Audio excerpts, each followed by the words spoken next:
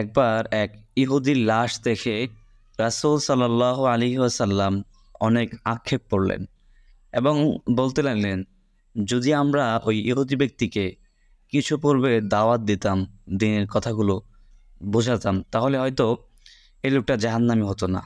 এই বলে রাসূল সাল্লাল্লাহু আলাইহি সাল্লাম আফসোস করলেন। তো এমন ঘটনা আমরা অনেক সময় শুনে থাকি। এই ঘটনাটি সম্পূর্ণ মিথ্যা।